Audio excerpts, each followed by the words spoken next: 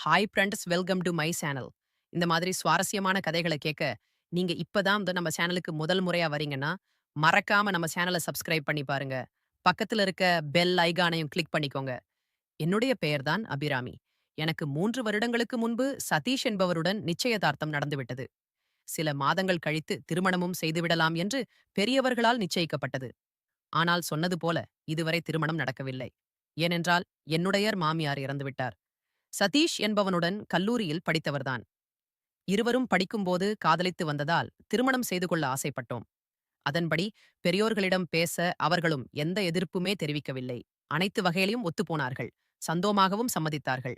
நிச்சயதார்த்தம் நடந்து 3 வருடங்கள் கடந்துவிட்டதால் எனக்கு கஷ்டமாகி போனது. காரணம், எனக்கு கீழே 2 தங்கைகள் உள்ளார்கள். எனது வீட்டில் எத்தனை தொந்தரவு செய்ய ஆரம்பித்து விட்டார்கள். சதீஷுடன் சொல்லி சீக்கிரம் கல்யாணத்தை நடத்தும்படி நானும் இது பற்றி பலமுறை சதீஷிடம் கூறி வந்தேன். ஆனால் அவரோ எனது அப்பா காலதாமதம் செய்கின்றார். அவரிடம் பேசி புரிய வைத்து விடுகின்றேன் என்று வாக்குறுதியை அளித்தார். ஒரு கட்டத்தில் பொறுமையை இழந்த நானும் சதீஷை நேரில் சந்தித்து எனது நிலைமையும் வீட்டில் உள்ள நிலைமையையும் புரிய வைத்தேன். அது மட்டுமல்லாது, திருமணம் ஆடம்பரமாக இல்லாவிட்டாலும் சிறிதாக நடத்திவிடலாம். பிறகு அனைத்தையும் பார்த்து கொள்ளலாம் என்று கூற சதீஷும் அதற்கு சம்மதித்தார். இந்த முறை சதீஷ் விடாப்பிடியாக இருந்ததால் அவரின் அப்பாவால் எதுவுமே செய்ய முடியவில்லை. நானும் நினைத்தது போலவே திருமணத்தை எளிமையாக நடத்தி வைத்தார் பெரியோர்கள். சந்தோஷம் சந்தோஷமாக புகுந்த வீட்டிற்கு வந்துவிட்டேன். அங்கு தொந்தரவுகள் என்று எதுவுமே இல்லை. மாமியாரும் இறந்து போனார். எனக்கு வருத்தமாகத்தான் இருந்தது. காரணம், நான் பழகியவரை அவர் நல்லவராகத்தான் காணப்பட்டார். எங்கள் திருமணத்தை காணாமல் இறந்து போனார் என்ற ஒரு வருத்தம் மட்டும்தான் எனக்கு இருந்தது. கணவர் வீட்டில் மாமனார் மற்றும் கணவரின் தங்கை மற்றும் கணவரை சேர்ந்த நாங்கள் 4 பேர் மட்டுமே. கணவரின் தங்கைக்கு 25 வயது இருக்கும். அவளின் சொந்த விருப்பத்திற்கு ஏற்ப காரணம் தெரியவில்லை. மாமனார் என்னிடம் சரியா, மற்றவர்களிடம் சரி அதிகமாக எதுவுமே பேச மாட்டார். ஏதாவது வேலை இருந்தால் மட்டும்தான் சொல்வார். அதிகமாக வீட்டிலும் இருக்க மாட்டார். கணவரும் மாமனாரும் சேர்ந்து தொழில் செய்வதனால் பெரும்பாலும் நாங்கள் இருவருமே வீட்டிலிருந்து கொண்டிருந்தோம். கணவரின் தங்கை திவ்யாவும் என்னுடன் சரியா அவர்களுடன் சரியாக பேச மாட்டாள். எப்போதும் அவள் அறையிலேதான் முடங்கிக் கொண்டு கிடப்பாள். ஏதாவது வேலை இருந்தால் மட்டும்தான் அவளும் பேசுவாள். அவள் பார்ப்பதற்கு அழகாகத்தான் இருப்பாள். நானும் ஆரம்பத்தில் அவள் எனக்கு நல்ல தோழியாக இருப்பாள் என்றுதான் எதிர்பார்த்தேன். ஆனால் அப்படி எதுவுமே நடக்கவில்லை. அது மட்டுமல்லாது மிகவும் பயந்த சுவாவகம். மாமனாரையும் அல்லது எனது கணவரையும் பார்த்தால் கூட தனது அறைக்குள் சென்று அமர்ந்து கொள்வாள். அவளின் நடவடிக்கைகளும் சில சமயம் வித்தியாசமாகத்தான் எனக்கு தோன்றியது. சில சமயம் தனிமையில் அமர்ந்து அழுவதைப் போலவும் தோன்றுவாள். நானும் பலமுறை அவளிடம் கேட்டதுண்டு. ஆனால் எதற்கும் அவள் பதில் கூறியதே இல்லை. இப்படியாக அந்த வீட்டில் எனது திருமண வாழ்க்கை 2 ஆண்டையும் கடந்துவிட்டது. இதுவரை எங்களுக்கு குழந்தை இல்லைதான். குழந்தைக்காக மருத்துவமனையில் சென்று பரிசோதிக்க அனைத்து நல்லபடியாகத்தான் உள்ளது என்று கூறினார்கள். சற்று பொறுமையாக இருங்கள், குழந்தை பிறந்துவிடும் என்று மருத்துவர் மாத்திரைகளை கொடுத்து அனுப்பி வைத்தார்கள். சில நாட்கள் கழித்து ஒரு நாள் மாமனாரின் துணிகளை துவைப்பதற்காக எடுத்து வந்தேன். அதற்கு முன்பாக துணிகளில் ஏதாவது இருக்கின்றதா என்று தேடுவது எனக்கு வழக்கம். அப்போது அவரின் பையிலிருந்து ஒரு வித்தியாசமான பொருள் ஒன்று இருந்தது. அதை எடுத்து வெளியில் பார்க்க நான் அதிர்ந்து போனேன். காரணம், அது ஒரு ஆணுரை. திக்கிட்டு போன நானும் அதை வீசி எறிந்து விட்டேன். என்னால் ஒன்றுமே பேச முடியவில்லை. எதற்காக மாமனாரின் உடையில் இது இருந்தது என்று யோசித்து யோசித்து குழம்பியே போனேன். என் மாமனார் கண்டிப்பானவர்தான். ஆனால் இதேபோல ஒரு காரியங்களை செய்வாரா என்று நான் எதிர்பார்க்கவே இல்லை. அவர் தவறு செய்யாமல் அதை போல ஒரு பொருள் அவரிடம் இருப்பதற்கும் வாய்ப்பில்லை. இந்த வயதான காலத்தில் இது தேவையானதா என மனதிற்குள் அவரை திட்டிக் கொண்டிருந்தேன். இதை பற்றி நானும் யாரிடமும் கூறவில்லை. என் மாமனாருக்கு அதிக வயசு என்று சொல்லிவிட முடியாது. இளம் வயதிலேயே திருமணம் செய்து கொண்டதால் இன்னும் சற்று இளமையாகத்தான் இருந்தார். அதனால்தான் இதைப்போல காரியங்களை செய்து வருகின்றார் என்று எனக்கு தோன்றியது. ஆனாலும் வீட்டில் திருமண வயதை தாண்டி ஒருத்தி இருக்கின்றாள் என்ற நினைப்பு கூடவா இல்லாமல், சந்தோஷத்திலேயே குறியாக இருந்தால் என்ன பண்ணுவது என்று கோபமாக எனக்கு வந்தது. எனக்கு திவ்யாவை நினைத்துதான் கவலையாக இருந்தது. அவளது அம்மா இருந்திருந்தால் இந்த நேரம் அவளுக்கு திருமணமாகி குழந்தை குட்டிகள் என்று இருந்திருப்பாள். ஆனால் யாரும் இல்லாததால் தான் அவளுக்கு திருமணம் செய்து வைக்க ஏற்பாடுகளை செய்யவில்லை. அந்த பொறுப்பு எனக்கு இருப்பதாக நான் உணர்ந்தேன். திவ்யாவிடம் ஜாடை மாடையாக, நீ யாரையாவது காதலிக்கின்றாயா என்று கேட்டு பார்த்தேன். அதற்கு இல்லை என்றால் அதற்கு மேல் எந்த பதிலும் அவளிடம் வரவில்லை. நான் எப்படியாவது இன்னும் சில மாதங்களிலேயே திருமணத்தை நடத்திவிட வேண்டும் என்று நான் முடிவெடுத்தேன். ஒரு நாள் என் கணவரிடம் அதை பற்றி நான் பேசியபோது, கணவரோ அனைத்தையும் அப்பா பார்த்துக் கொள்வார் என்பது போல பதிலை கூறினார். பின்பு நானும் அவருக்கு புரிய வைத்தேன். இந்த வயதில் திருமணம் செய்ய வசதி இருந்தும் ஒரு பெண்ணை எப்படி வீட்டில் அடைத்து வைப்பது ஒரு பாவம். அவளுக்கும் ஆசி பாசங்கள் எல்லாம் இருக்கும். அதை நாம் தான் புரிந்து கொள்ள வேண்டும். உங்களிடமோ மற்றவர்களிடமோ அவளாக வந்து திருமணம் செய்து வையுங்கள் என்று கூறவா மாட்டாள். அந்தந்த வயதில் என்ன நடக்க வேண்டுமோ அனைத்தும் நடந்துவிட வேண்டும் என்று எடுத்து நான் கூறினேன். அவரும் ஓரளவு புரிந்து கொண்டார். அவரும் அவளுக்கு ஏற்ற வரன்களை பார்க்கலாம் என்று கூறினார். ஒரு நாள் வீட்டை சுத்தம் செய்து கொண்டிருக்கும் பொழுது திவ்யாவின் அறையையும் சுத்தம் செய்யலாம் என்று அவளின் அறைக்குள் சென்று சுத்தம் செய்து கொண்டிருந்தேன். அப்போது அவள் குளிப்பதற்காக வெளியில் சென்றிருந்தாள். நானும் சுத்தம் செய்வதற்காக அலமறையில் உள்ள பொருட்களையெல்லாம் மடிக்கி வைத்துக் கொண்டிருந்தேன். அப்பொழுது நான் கண்ட காட்சி என்னை திக்கிட வைத்தது. காரணம், மாமனார் பையில் கிடைத்த அதே பொருள் திவ்யாவின் அறையிலையும் இருந்தது. எனக்கு என்ன சொல்வது என்றே புரியவில்லை. அதிர்ச்சியுடன் அறையிலிருந்து வெளியே வந்துவிட்டேன். எனக்கு அந்த வீட்டில் என்ன நடக்கின்றது என்பதே புரியவில்லை. மாமனாரிடம் கிடைத்த பொருளை வைத்து வெளியில் எங்கேனும் சென்றுவிட்டு வருவாரா என யோசித்திருந்தேன். ஆனால் திவ்யாவிடம் கிடைத்ததை நினைக்கும் பொழுது எனக்குள் பல யோசனைகள் தோன்றியது. ஆனாலும் அவளுக்கு எப்படி கிடைத்திருக்கும் என்ற யோசனைதான் வந்தது. இதுவரை அவள் வெளியில் எங்கும் தனியாக சென்றதில்லை. நான் யோசித்து யோசித்தா குழம்பி போனேன். சில நாட்களாக யோசித்து எனக்கு தலைவலியே வந்துவிட்டது. ஒரு கட்டத்தில் நானும் திவ்யாவிடம் இதை பற்றி கேட்டுவிடலாம் என்றுதான் முடிவெடுத்தேன். ஆனால் ஏனோ தெரியவில்லை. சிறிதாய் அகங்க தயக்கம் உண்டானது. இதற்கெல்லாம் காரணம் அவளின் வயதானதுதான் என்பதை முடிவெடுத்தேன். அதன்படி இவ்வளவு சீக்கிரம் முடியுமோ அவ்வளவு சீக்கிரம் திருமணத்தை முடித்துவிட வேண்டும் என்று எண்ணி எனது சித்தப்பாவின் மகனுக்கு திவ்யாவை திருமணம் செய்து வைத்து விடலாம் என்று முடிவெடுத்தேன். அதன்படி கணவனிடம் இதை பற்றி பேச அவரும் சம்மதித்து விட்டார். 2 நாட்கள் கழித்து சாதாரணமாக சித்தப்பாவின் வீட்டிற்கு சென்று இதை பற்றி பேசி வரலாம் என்று இருவருமாக முடிவெடுத்துச் சென்றோம். போகும் பொழுது திவ்யாவையும் உடன் அழைத்துச் செல்லலாம் என்று தோன்றியது. 2 நாட்களுக்குப் பிறகு நானும் திவ்யாவிடம் சித்தப்பாவின் வீட்டிற்கு செல்ல வேண்டும் என்று, நீ எங்களுடன் வா என்று அழைத்தேன். ஆனால் அவளோ அப்பா திட்டுவார், அண்ணி நான் வரவில்லை என்று மறுத்துவிட்டாள். நானும் விடாப்பிடியாக அவளை அழைக்க, ஒரு கட்டத்தில் அவளும் அரை மனதுடன் வருவதாக சம்மதித்தாள். கணவரும் நாங்கள் செல்வதற்கு ஆட்டோவை பிடித்துக்கொண்டு வீட்டிற்கு வந்துவிட்டார். சரியாக புறப்படும் நேரமும் மாமனார் வீட்டிற்கும் வந்துவிட்டார். எங்களிடம் விசாரிக்க நாங்களும் சித்தப்பா வீட்டிலிருந்து விருந்து வைப்பதாக அங்குதான் செல்கின்றோம் என்று அவரிடம் கூறினோம். இதைக் கேட்ட மாமனார் திவ்யாவை அழைத்துச் செல்ல வேண்டாம், நீங்கள் சென்றுவிட்டு வாருங்கள் என்றார்.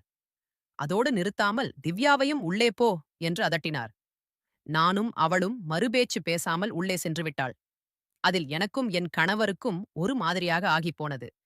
பிறகு கணவர்தான் என்னை சமாதானம் செய்து இருவரும் பார்த்துக் கொள்வோம் என்று இருவருமாக சித்தப்பா வீட்டிற்கு சென்றோம்.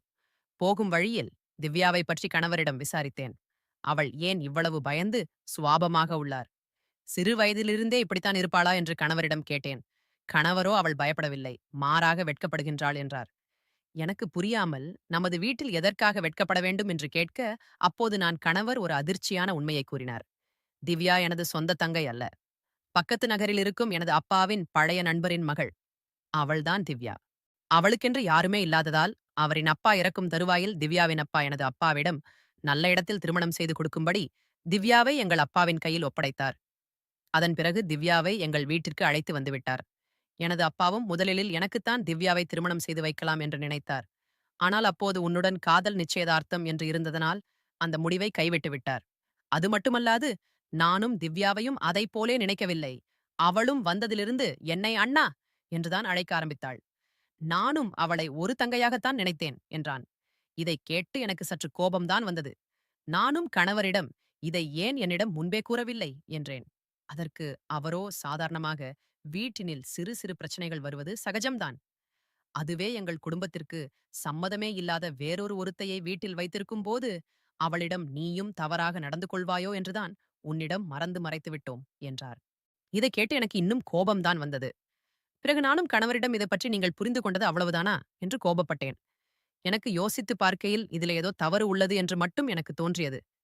ஆனால் அது என்னவென்று எனக்கு புரியவில்லை. பிறகு சித்தப்பா வீட்டிற்கு சென்று நாங்கள் திருமணத்தை பற்றி எதுவுமே பேசவில்லை. சாப்பிட்டுவிட்டு வீடு திரும்பி விட்டோம். இதை பற்றி கணவர் கேட்பதற்கு பிறகு பார்த்துக் கொள்ளலாம் என்று சமாளித்தோம். சில நாட்களாகவே திவ்யாவை உன்னிப்பாக கவனிக்க ஆரம்பித்தேன். முன்பை விட அதிகமாக அவள் இன்னும் கவலையாக ஏதோ ஒரு பிரச்சனையில் மாட்டிக்கொண்டதைப் போலவே தோன்றியது. எனக்கு அது என்னவென்று புரியவில்லை. ஒரு நாள் வீட்டில் யாரும் இல்லாத சமயத்தில் திவ்யாவுடன் இதை பற்றி பேசிவிடலாம் என்று முடிவெடுத்தேன். அவளின் அறைக்கு சென்றபோது அங்கு சென்று முதலில் அவளிடம், திவ்யா உன்னை பற்றி பாதி உண்மை எனக்கு தெரிந்துவிட்டது. மீதி உண்மையும் என்னால் புரிந்து கொள்ள முடிகின்றது. நீயாக அனைத்து உண்மையும் கூறிவிடு. என்னால் முடிந்த அளவிற்கு நான் உனக்கு உதவி செய்கின்றேன். என்னவென்று வாயைத் திறந்து பேசு என்றேன். நான் திடீரென்று அப்படி கேட்டதால் அவள் என்னை என்ன சொல்வது என்று புரியாமல் பதறிப் போனாள். பிறகு ஒன்றுமில்லை என்று சமாளித்துக் கொண்டிருந்தாள். பிறகு நான் அவளிடம், திவ்யா, என்னை உனது அக்காவைப் போல நினைத்துக்கொள். எதுவாக இருந்தாலும் என்னிடம் சொல்லிவிடு என்று சொன்னேன். அதன் பிறகு அவள் கட்டிப்பிடித்து அழுக ஆரம்பித்தாள். அவள் அழுததிலிருந்து எனக்கு புரிந்து போனது, அவளிடம் சொல்ல முடியாத துக்கம் ஒன்று இருப்பது என்று. வெகு நேரமாக அழுது கொண்டிருந்த அவள் பிறகு பேச ஆரம்பித்தாள். அவளும் பேச பேச நான் அதிர்ந்து போனேன். எதை நம்புவது என்று புரியாமல் நானும் குழம்பிப் போய் அமர்ந்திருக்க அதை அவளும் புரிந்து கொண்டாள். பிறகு அவள் மறைத்து வைத்திருந்த சில காகிதத்தையும் எடுத்து என்னிடம் கொடுத்து, நீங்கள் நம்ப மாட்டீர்கள் என்று புரிகின்றது. இதை படித்துப் பாருங்கள், உங்களுக்கே உண்மை என்று புரியும் என்று கூறினாள். நானும் அதை படித்துப் பார்த்தேன். அவள் கூறிய அனைத்து உண்மையும் என்று என்னவென்று எனக்கு புரிந்தது. என்ன செய்வது என்று புரியாமல் குழம்பி போனேன். இதை பற்றி கணவரிடம் பேசிவிடலாம் என்று முடிவும் எடுத்தேன். கணவர் இதை எப்படி எடுத்துக் கொள்வார் என்று எனக்கு புரியவில்லை. அதை பேசுவதற்கு எனது வீடு நல்ல இடம் என்ன என்பதை புரிந்து கொண்டு, அன்றிரவே கணவரை வெளியில் சாப்பிடலாம் என்று சொல்லி கூட்டம் நிறைந்த ஒரு ஹோட்டலுக்கு அழைத்துச் சென்றேன். கணவரும் சந்தோஷமாக என்னுடன் வந்தார். அங்கு சென்று பார்க்கத்தான் நினைப்பதை விட கூட்டம் அதிகமாகவே இருந்தது. எனக்கு அதான் வேண்டுமென்றில். ஏனெனில் நான் சொல்லப்போகும் விஷயத்தை கேட்டு கோபப்பட்டு கத்தமாட்டார் என்று, கூட்டம் அதிகமாக இருப்பதால் பொறுமையாக யோசித்து பார்ப்பார் என்று நான் முடிவெடுத்தேன். பின்பு சில நிமிடங்கள் வரை மற்ற விஷயங்களையெல்லாம் பேசி சிரித்துக் கொண்டிருந்தோம். பிறகு மெதுவாக திவ்யாவை பற்றி பேச நான் ஆரம்பித்தேன். நான் கணவரிடம், நீங்கள் நினைத்தது போல திவ்யா வெட்கப்படவும் இல்லை, சந்தோஷமாகவும் அவள் இல்லை. மாறாக அவள் துன்பங்களை அனுபவித்துதான் வருகின்றாள் என்றேன். கணவரும் புரியாமல் என்னை பார்த்து கொண்டிருக்கின்றார். பிறகு நானே பேச ஆரம்பித்தேன். உங்களது அப்பா நீங்கள் தங்கையாக நினைத்துக் கொண்டிருக்கும் திவ்யாவை திருமணம் செய்து கொண்டார். அது மட்டுமல்லாது தினம் தினம் அவளை தனது ஆசைக்கு இணங்கும்படி துன்பப்படுத்துகின்றார். இதைப்போல நிலைமை இந்த பெண்ணிற்கும் வந்துவிடக்கூடாது. பாவம் திவ்யா என்றேன். இதை கேட்டுக்கொண்டிருந்த என் கணவருக்கு கோபம் தலைக்கு ஏறி, நீ வேண்டுமென்றே எனது அப்பாவின் மேல் பலி சுமத்துகின்றாய். நான் எதையும் நம்ப மாட்டேன். உனக்கு எவ்வளவு தைரியம் இருந்தால் எனது அப்பாவையும் திவ்யாவையும் அப்படி பேசுவாய்? உன்னை திருமணம் செய்து கொண்டதற்கே நான் வெட்கப்படுகின்றேன் என்று எழுந்து போவதற்கு முயற்சி செய்தார். பின்பு நான் அவரை சமாதானம் செய்து, என்னிடம் ஆதரமாக உள்ளது என்று திவ்யா கொடுத்த காகிதத்தை எடுத்து அவனிடம் நீட்ட அதை படித்து பார்த்து அவளும் அதிர்ச்சியடைந்தான். காரணம், அதில் திவ்யாவிற்கு ஏற்கனவே 2 முறை அபாஷன் செய்யப்பட்டுள்ளது. அதில் கணவர் கையெழுத்து இடும் இடத்தில் அவரின் அப்பாவின் பெயர்தான் எழுதப்பட்டிருந்தது. அவரின் கையெழுத்தும் இடப்பட்டிருந்தது. அது மட்டுமல்லாது அதோடு சேர்ந்த ஒரு ரகசியமும் கோயில் திருமணம் செய்து கொண்டதால் அங்கு கொடுக்கப்பட்ட சில காகிதங்களுக்கும் இருந்தது. அதிலும் தெளிவாக புரிந்தது. இதை அனைத்தையும் பாடித்து பார்த்த கணவர் என்ன செய்வது என்று புரியாமல் குழப்பத்துடன் அமர்ந்திருந்தார். பிறகு அதற்கு மேல் அங்கு இருக்க எங்களுக்கு மனமே வரவில்லை. உடனடியாக வீட்டிற்கு வந்துவிட்டோம். கணவர் வரும் வழியில் கோபமாகவே காணப்பட்டார்.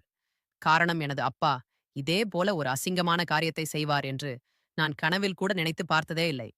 வீட்டிற்கு வந்தவுடன் நான் கணவனிடம் இதை பற்றி இப்பொழுது பேச வேண்டாம், பிறகு பார்த்து கொள்ளலாம் என்று எவ்வளவோ தடுத்து பார்த்தேன். ஆனால் அவர் கேட்கும் மனநிலையிலே இல்லை. உடனடியாக எனது அப்பாவை அழைத்து இதை பற்றி பேச ஆரம்பித்தார். ஆரம்பத்தில் அப்பா அவள் மேல் கோபப்பட்டார். பிறகு அனைத்து உண்மையும் தெரிந்துவிட்டது என்பதை புரிந்து கொண்டவர், ஒரு கட்டத்தில் மாமனார்தான் ஒன்றும் இவ்வளவு பெரிய தவறு செய்யவில்லை, எனக்கு பிடித்திருந்தது, திருமணம் செய்து கொண்டேன், சில பேரை போல் வீட்டிலேயோ வெளியிலேயோ தவறாக நடக்கவில்லை, திவ்யாவை திருமணம் செய்து கொண்டு அவளை சந்தோஷமாகத்தான் நான் வைத்திருக்கின்றேன், இப்படி இருந்தாலும் இந்த உண்மை ஒரு நாள் தெரியத்தானே போகின்றது என்று சாதாரணமாக பேசிக் கொண்டிருந்தார். இதை கேட்ட கணவருக்கு கோபம் இன்னும் அதிகமானது. கணவரும் மாமனாரிடம், அப்பா, நீங்கள் நம்பியதற்கு துரோகம் செய்துவிட்டீர்கள். அவரது அப்பா, நீங்கள் என்ன ஒரு அப்பாவாக இருந்துதான் அவளை பார்த்துக் கொள்வீர்கள் என்று உங்களிடம் ஒப்படைத்தார். ஆனால் நீங்களோ வயதான காலத்தில் ஆசை அடக்க முடியாமல் இப்படி ஒரு கேவலமான காரியத்தை செய்துவிட்டீர்கள். திவ்யா, அதனால்தான் பயந்த சுவாவத்தை அவளின் நிலைமையையும் பற்றி உங்களுக்கு சாதகமாக்கிக் கொண்டீர்களே என்று கூறினார். தினம் தினம் அவளை சித்திரவதையும் செய்து வருகிறீர்கள். அவளுக்கு பெரும் பாவத்தை செய்துவிட்டீர்கள். உங்களை நான் எவ்வளவு உயர்ந்த இடத்தில் வைத்திருந்தேன். ஆனால் நீங்கள் இவ்வளவு கேவலமானவராக இருப்பீர்கள் என்று நான் நினைத்து கூட பார்க்கவில்லை.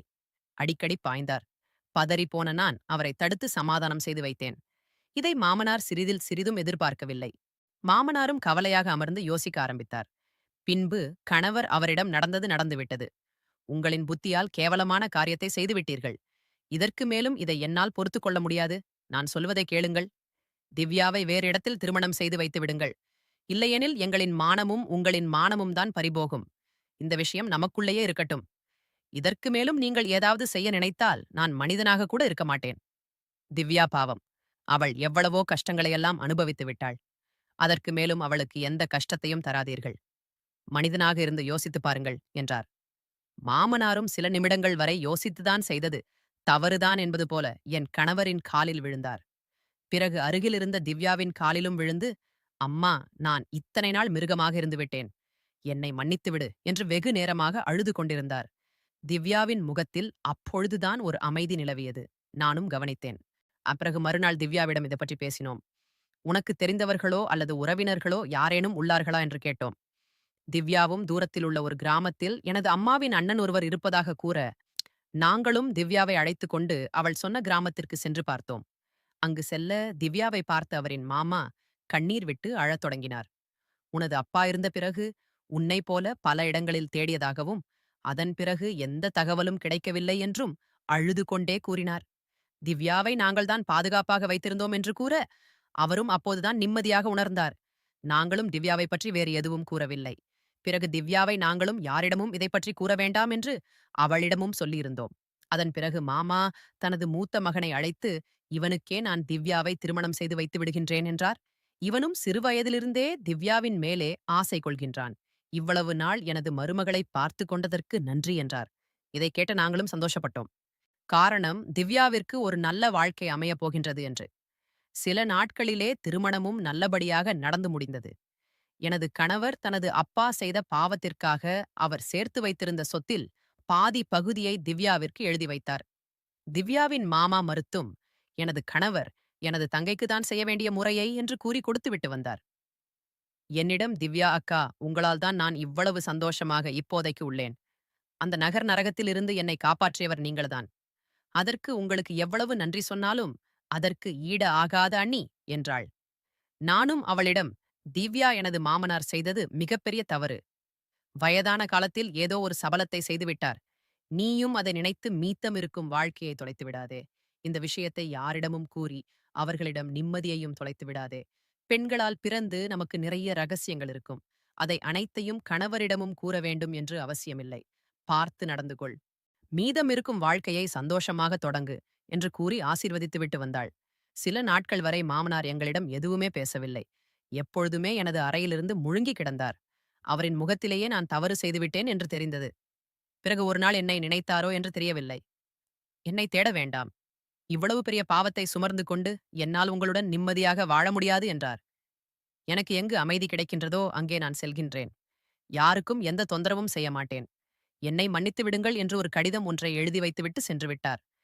என் கணவரும் சில நாட்கள் வரை தெரிந்தவர்களிடம், நண்பர்களிடமும் மாமனாரை பற்றி விசாரித்தார்கள். ஆனால் எந்த தகவலும் இல்லை. பிறகு சிறிதாக மறைத்து விட்டோமோ? காரணம், அவர் எவ்வளவு பெரிய தவறை செய்திருந்தார். எங்களின் வாழ்க்கையும் எந்த குறையும் இன்றி சந்தோஷமாகத்தான் சென்று கொண்டிருந்தது. இந்த கதை பிடிச்சிருந்துச்சு அப்படின்னா லைக் அண்ட் ஷேர் பண்ணுங்க. கீழே இருக்க கமெண்ட் பாக்ஸ்ல கமெண்ட் பண்ணுங்க. தேங்க்ஸ் ஃபார் வாட்சிங்.